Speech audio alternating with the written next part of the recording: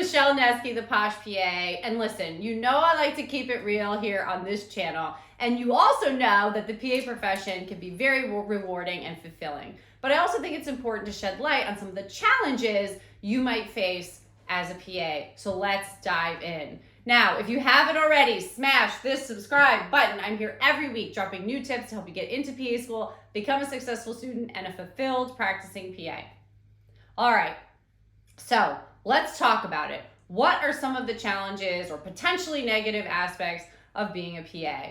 The number one thing I would say is the question that I get a lot is, do you feel limited as a PA? And my answer is no, but I also think it really depends on practice setting, scope of practice, state law, okay? So the truth is the laws for PAs differ from state to state. In some states, you are able to, after a certain period of time and years of experience, be untethered from your supervising physician, whereas in other states you are not, right? In some states you can prescribe certain medications, while in other states you may not. So I think that it's really important to take that into consideration when you are looking for a job as a PA, but also in terms of limitations that may be on your practice, okay? Some people can be very frustrated with that depending on the practice setting and specialty and state that you work in, because some of that means, you can't be a certain distance away from your supervising physician in terms of mileage.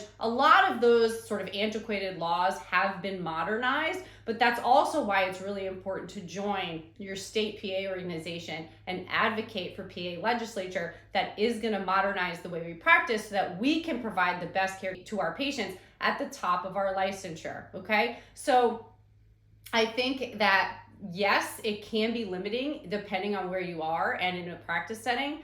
I personally myself have not felt limited as a PA. I do feel like there are lots of opportunities out there, both clinical and non-clinical, for PAs that can allow you to create the work-life harmony that you've looked for when you went into this profession. So I think that it's really important to consider practice location, scope of practice, and state legislature and law when looking for job opportunities and thinking about limits on your practice, okay? I think that those things are really, really important.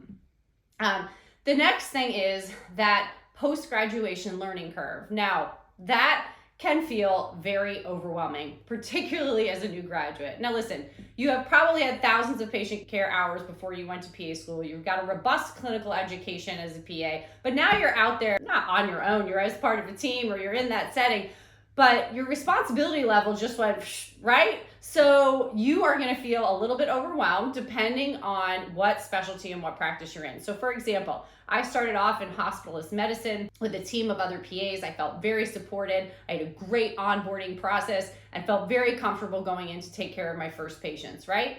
However, when I switched to oncology, I felt like a complete fish out of water. The treatment plans, the drug names, I didn't understand any of it. I'd never heard of them before. And there was a lot of self-directed learning that had to happen for me. I also had to educate my physicians on how to properly utilize me within the practice and how to train me within oncology, because I needed that baseline of education. I relied on nurses, pharmacists, physicians, anybody that could help me gain knowledge on how to best take care of an oncology patient. And within 6 months, I was feeling much stronger as a provider in that area. It does take time and it is completely normal if you are a new graduate and you're like, oh my God, I feel like I don't know what I'm doing, or am I doing this right? Second guessing everything, that's normal. It is the time to be humble. It is the time to ask questions. It is the time to rely on your team to be able to get yourself comfortable and in the place where you're impacting patients in a positive way, as well as feeling confident about your knowledge in the specialty. So really, really important point that it is normal to feel that way, and you may experience that steep post-graduation learning curve depending on the specialty that you are in. And then the final thing is burnout. Listen, burnout can happen in any healthcare profession. And I think that there is a myth that PAs have better work-life balance. The truth is there are PAs that work very long and very demanding hours in high acuity settings, and that can eventually lead to burnout over time. Okay, particularly in settings like the ICU and in the ER. I have an entire other video about burnout rates per specialty, so check that one out as well. but it can happen in the PA profession as well, and often does. I don't want you to believe that going into the PA profession gives you work-life balance. It is just not true. It is something that you have to create for yourself, okay? So if you're finding that you're working long hours and you're not setting those boundaries, or your employer is not letting you set those boundaries, and you're frustrated and you're tired and you're exhausted, maybe it's time to make a change. And that's why we went into this profession, right? We went into this profession so that we could change specialties if we needed to. We could pivot based on the timing of our personal lives and the needs of our families. That's why we went into this profession. Don't forget that if you're experiencing burnout, that it's okay to step away and look for something new, all right?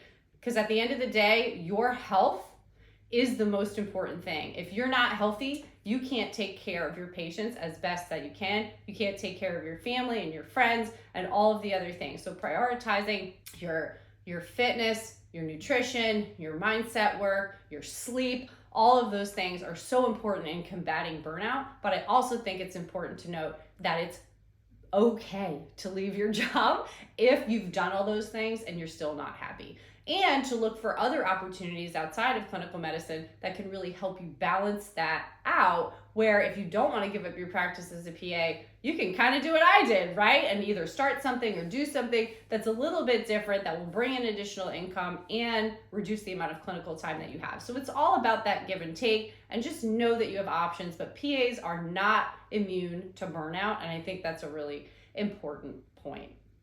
And then the very last thing I will say is that, I believe that PAs can really impact patient care, not only from an access standpoint, but also as part of the healthcare team, serving as liaisons between patients, families, and physicians. And one of the hardest things that we do is deal with death and dying, like other healthcare providers do, right? So dealing with death and dying on a recurrent basis can take an emotional toll. It's not something we talk about that often openly. It's not something that we're taught to react to in certain ways and have self-compassion about. What I mean by that is sometimes we have to have a very difficult conversation or potentially lose a patient, and then within 20 minutes of time, turn around and take care of another patient. And being able to make that pivot emotionally, mentally, is difficult. It's something that you learn over time. It's something that you learn how to manage your emotions around, but it is hard to deal with at first, particularly as a new PA. You'll never forget the first patient you lose. I still remember mine to this day. And I think it's important to deal with your emotions around that. And sometimes that can be very hard in a clinical practice setting that is fast paced, right? Because you're dealing with a lot of different patients. That was highlighted by the pandemic. And I think it's something that just needs to be highlighted, that it is something you're going to be dealing with on a more regular basis than you'd like, okay? Depending on the specialty that you're in. So being able to handle your emotions around that is something that you're going to have to work on and really not let bleed into the rest of your life, right? So for me, over time as an oncology PA, I've really learned how to strike that good balance of, feeling emotional for the patient and really, having that compassion and empathy, but then also being able to think to myself, what were the positives of this journey for the patient? How was I able to help them? And then turn around and try and go help the next person, right? So that is something you are going to have to deal with as a PA, or really as any healthcare provider out there. So to me, those are the potentially negative aspects of being a PA, but I don't even consider them negative. I just consider them challenges that can definitely be overcome. You just have to be proactive about them. So whether that's, looking at your state laws where you're going to take a job, or the facility that you're going to work out in the scope of practice, doing self-directed learning as a new graduate to really help yourself feel more comfortable, taking care of yourself to minimize burnout, looking up for other potential opportunities, or even learning to handle your emotions around death and dying, are things that can all be overcome. So I think those are important things to note. And I also still believe that becoming a PA is one of the best professions, but I am biased in that situation, which I know. So anyway, I hope you enjoyed this video, and I will see you again next time.